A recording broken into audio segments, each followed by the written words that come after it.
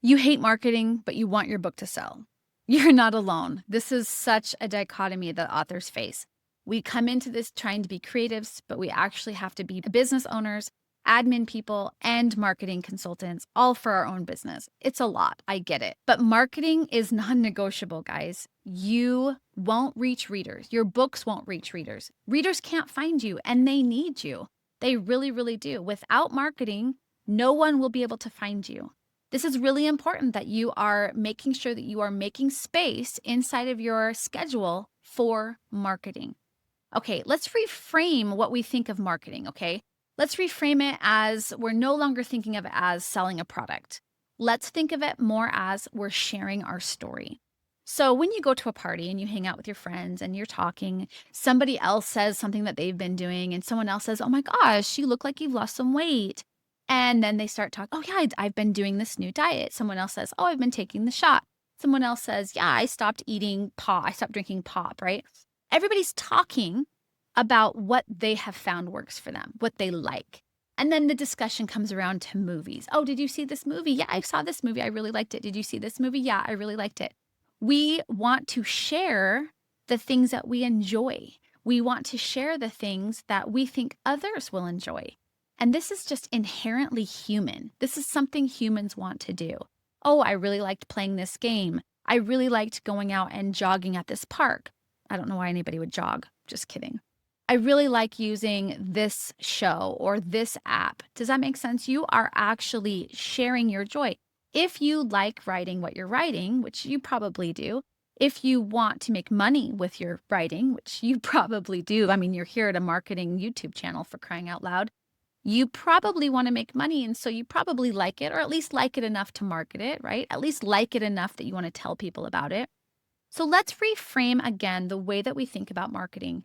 Marketing is not selling a product.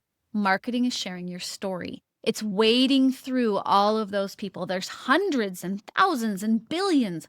I said that with a B. There's billions of people on the planet.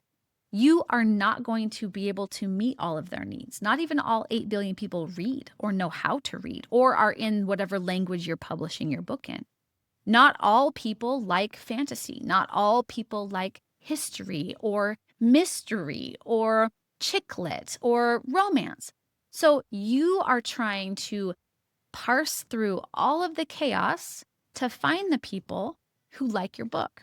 But how can you do that if you're not sharing?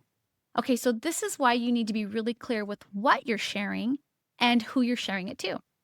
"But Bonnie, I don't know who I'm sharing it to."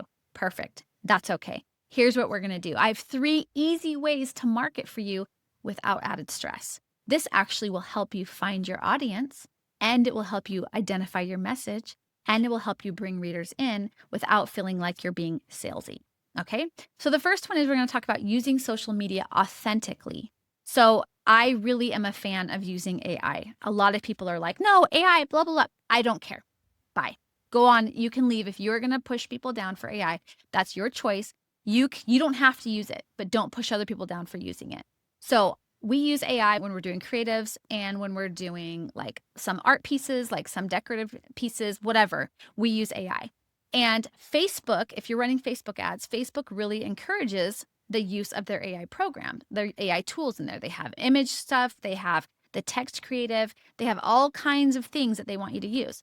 And little tip, when you use at least one AI piece inside of there, they actually reward you with cheaper CPC. So just something to consider as you are going forth on your marketing endeavors. What I'm talking about being authentic inside of social media is making sure that you are authentically showing up.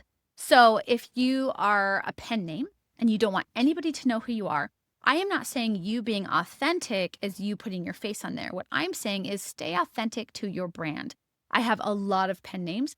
The 2 that I'm really working on right now is me, my sweet romance author pen name, Bonnie, and B.R. Paulson, my survival apocalyptic pen name. Okay. So my survival apocalyptic pen name is going to be talking about things that are a little bit more doomsday, a little bit more dark, a little bit, sometimes it's sad, right? Sometimes there's like end of the world things that we're talking about, death, things like that B.R. Paulson is talking about. Now, Bonnie's going to be talking about sweet things, light things, whatever.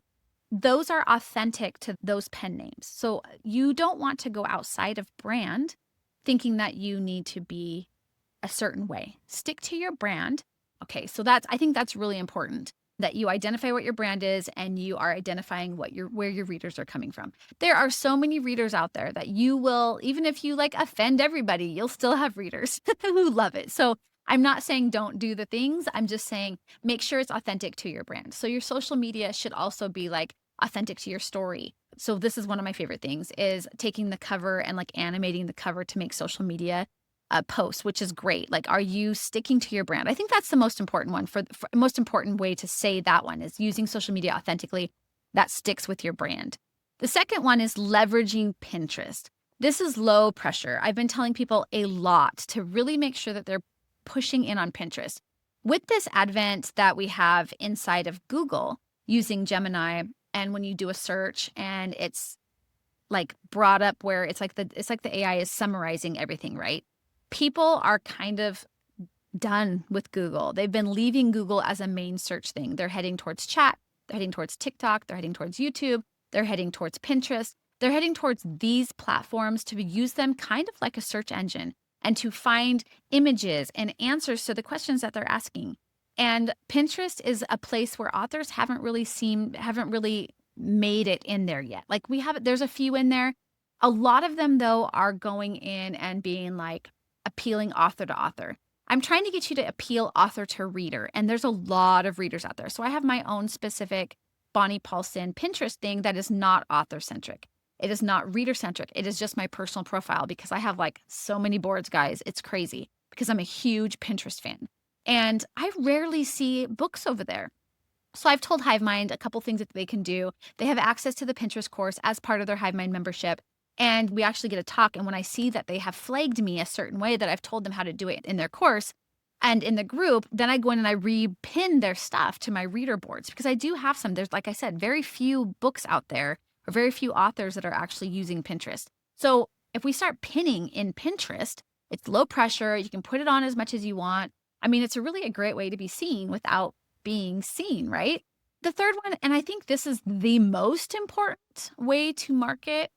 It can be a little stressful, but that's only if you're doing it wrong, okay? The only way to do it wrong is for you to think of it as the sales channel. Like the only reason I send a newsletter, that's where we're going next. The only reason to send a newsletter is to make money.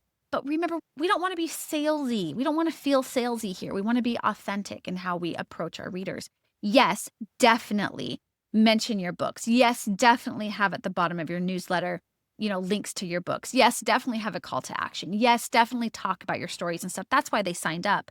But there are ways to do a newsletter without feeling salesy. And you should be sending more than once a month because your readers want to hear from you more than once a month. If you're not doing promos and you're not doing swaps and you're not doing, reminders on what you're working on and you're not doing reminders on what you have out, you're not growing that list and keeping it engaged, you're kind of sitting on wasted money. It's money you won't be able to access because you're not engaging it. You're not using it correctly, okay? So when I'm talking about those 3 ways to market, most of them were free. Using social media is free. Using Pinterest is free. Using your email list, yeah, the platform costs money, but to send out a newsletter, it's free. It just costs your time to set it up or a VA to set it up, right? Let's say that you do have all of these things in place, okay? But you're like, I need to save time because sometimes authors are time poor. If you're using tools and automation appropriately, the templates and scheduling can take the grind out of it. So with Boss Mode, what we do is we talk about making sure that you have your entire quarter planned out in the first week. Like you do everything. You've got everything scheduled, created, and ready to go, right? You have everything planned and going. This is a tremendous way to get ahead of the grind and get ahead of the stress of marketing by having everything planned out. Another thing that you could do is start small. Focus on one thing for 10 minutes a day and build momentum. If you're not the type who wants to schedule or automate or even use AI in any way, that's fine. But plan on 10 minutes at least a day for marketing practices. So that might be posting on TikTok. That might be sending out a newsletter. That might be posting in Facebook, in your group. Do you have a separate community? So there's lots of ways that you can actually market to your readers and reach out to your readers in a low stress context without it costing money or a lot of time.